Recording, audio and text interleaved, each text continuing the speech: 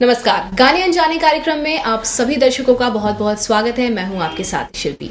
दोस्तों, गाने सुनने के शौकीन तो हम सभी होते हैं, लेकिन हम अक्सर वही गाने सुनते हैं जिन्हें हम कई बार देख चुके होते हैं, कई बार सुन चुके होते हैं। लेकिन इस कार्यक्रम में हम आपको वो गाने सुनाएंगे, वो गाने दिखाएंगे जिसे आपने कभी नहीं देखा होगा। जी हाँ, वो गाने जो अनजान है, वो चेहरे जो अनजान है। तो चलिए शुरू करते हैं गाने अनजाने की ये कड़ी। गाने अनजाने में हम आपको अनजाने गाने को तो दिखाएंगे ही, लेकिन यहाँ पर हम चर्चा भी करेंगे। जी हाँ, हमारे साथ गायिका मीना सिंह यहाँ मौजूद है, जो हमसे ढेर सारी बातें करेंगी अपनी निजी जिंदगी के बारे में और अपने प्रोफेशन के बारे में। बहुत बहुत स्वागत है मीना जी आपका। नमस्कार। तो मीना जी, सबसे पहला सवाल मैं आपसे पूछना चाहूंगी, आप एक गायिका है, कई जगह आपने परफॉर्म किया होगा, गाया होगा, तो शुरुआत कैसे की आपने गायकी की?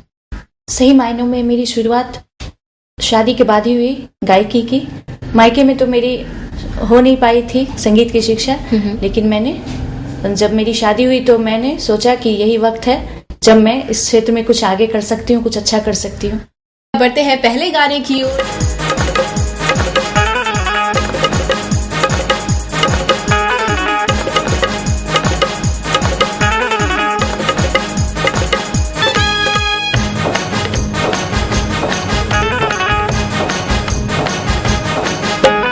चल कहीं भाग चली दिल्ली चाहे पटना रे, चल कहीं भाग चली दिल्ली चाहे पटना, प्यार के कहानी में ही नया हो की घटना, एकरे बहाने होई नाम जय रघुनंदन जय सिया राम, जय रघुनंदन जय सिया राम, जय रघुनंदन जय सिया राम, जय रघुनंदन जय सिया राम। चल कहीं भाग चली दिल्ली चाहे पटना रे, चल कहीं भाग चली दिल्ली चाहे पटना, प्यार के कहानी में ही नया हो की घटना, एकरे बहाने होई नाम जय रघुनंदन जय सिया राम। लागता कि पूरा होई अब हमर सपना, तोहरा से दूर सजनी रहल जाए अब ना, आव बढ़ाई आगे काम जय रघुनंदन जय सिया राम, जय रघुनंदन जय सिया राम, जय रघुनंदन जय सिया राम, जय रघुनंदन जय सिया राम। इस मजेदार गाने के बाद अब मीना जी से थोड़ी चुस्की लेते हैं और जानते हैं कुछ अंदर की बातें। तो मीना जी, आपसे जानना चाहूंगी, जब पहली बार आपकी शादी ठीक हुई, ठीक है, उस वक्त तो आप चाहती थी गायिका बनना। जी। तो शादी ठीक हुई, क्या रिएक्शन आपका था? देखिए, पहला तो उस वक्त मैं इतना नहीं चाहती थी कि मुझे गायिका ही बनना है, लेकिन कहीं ना कहीं संगीत सीखने की काफी प्रबल इच्छा थी। तो उस वक्त मैं उदास थी, लेकिन कहीं कहीं मुझे खुशी थी कि शायद मैं जो अब तक पापा से ना कर पाई, शायद मैं उनको मना लूं और मैं अपना संगीत का जो ये सफर मैं शुरू करना चाहती थी और वो शुरू कर सकूं।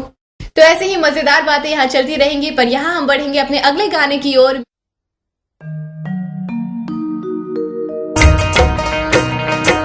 तोहरा से हम दिल लगा के, तोहरा से हम दिल लगा के, हाय पछतात बानी, पछतात बानी, सौंसे उमिरिया बिता के, सौंसे जिंदगिया गंवा के, हाय पछतात बानी, पछतात बानी, तोहरा से हम दिल लगा के, तोहरा से हम दिल लगा के, हाय पछतात बानी, पछतात बानी। असरा लगौले रही अइबू तू गोरी, बाकी गइलू दिलवा के कई के तू चोरी,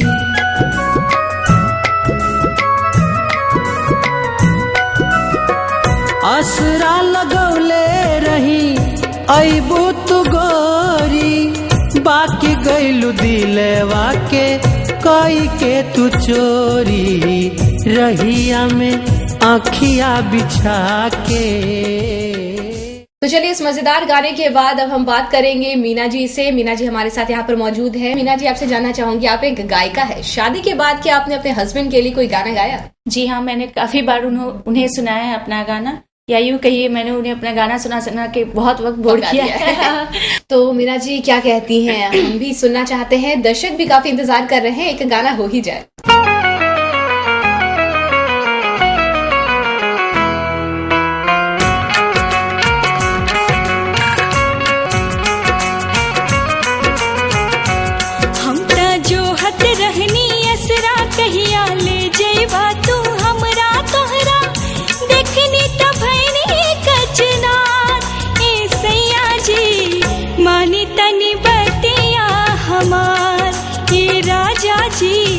मानी तनी बतिया हमार, तोहरा नइखे कौनो खतरा, तोहर हो गईल गुड़ बहरा।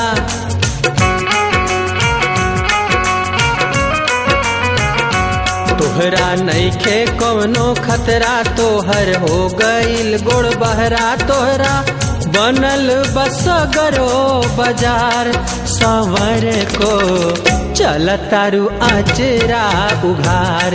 संवर को चल तारू आचरा उघार।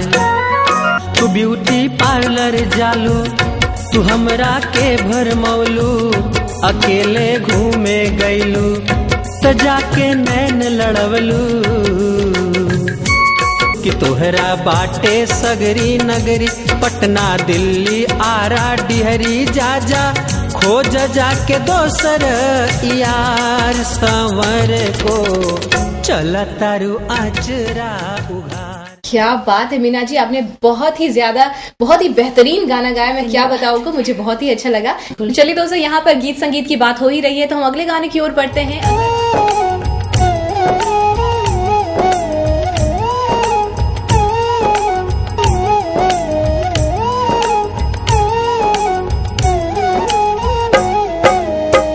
अब की छुट्टी में घरे आई है बलम जी, अब की छुट्टी में घरे आई है बलम जी।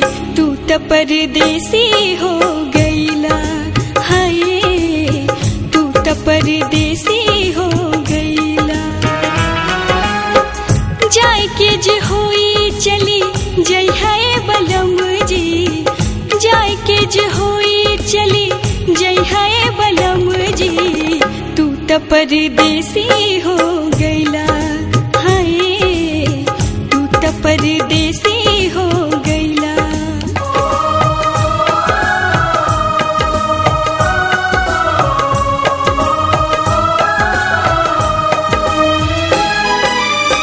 तोहरा बिना ता दिन बीतता कलेश में, घर चली आवता रखल बा परदेश में।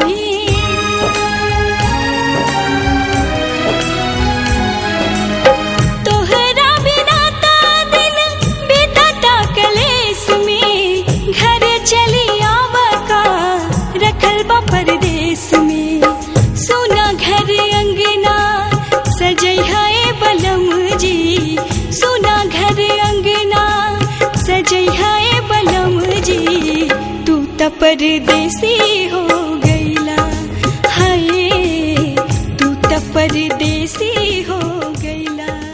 तो देखा आपने कितने मार्मिक तरीके से इस गाने को लिखा गया है और फिल्माया गया है, और सच भी है, हम जो भी चाहते हैं अपने जीवन में कहाँ हमें मिल पाता है। बहरहाल हमारे साथ यहाँ पर मीना जी मौजूद हैं, जिनसे हम जानेंगे अभी कि आपके भविष्य की और क्या क्या योजना है। देखिए शिल्पी जी, जहाँ तक मैं कहूँ कि संगीत में ही मेरी आगे योजना है कुछ करने की। मेरी रगों में संगीत है और मैं अपनी पूरी कोशिश रखूंगी कि मैं इसमें आगे से आगे जा सकूं। जी बिल्कुल, कोशिश से ही सफलता मिलती है। बहुत बड़ी बात कही मीना जी आपने। आप हमारे साथ यहाँ पर आई, हमसे इतनी सारी बातें की, आपका बहुत बहुत शुक्रिया। तो मीना जी से तो ढेर सारी बातें हो गई और कई रोचक बातें भी निकल कर आई, और हमने आपको कई सारे गाने भी दिखाए जिनसे आप अभी तक अनजान थे। लेकिन उम्मीद करती हूँ कि आपको वो सारे गाने बेहद पसंद आए होंगे, क्योंकि मुझे तो बहुत ज्यादा पसंद आए। अगली कड़ी में भी हम इसी तरह से ढेर सारे गानों के साथ हाजिर होंगे, लेकिन अनजान गाने के साथ। ये याद रखिएगा, अनजान चेहरों के साथ पर एक नई शख्सियत के साथ। तो उम्मीद करते हैं आपको आज का ये कार्यक्रम पसंद आया होगा। अगली बार भी हम यूं ही आपके सामने हाजिर होंगे सिर्फ गाने अनजाने में। नमस्कार।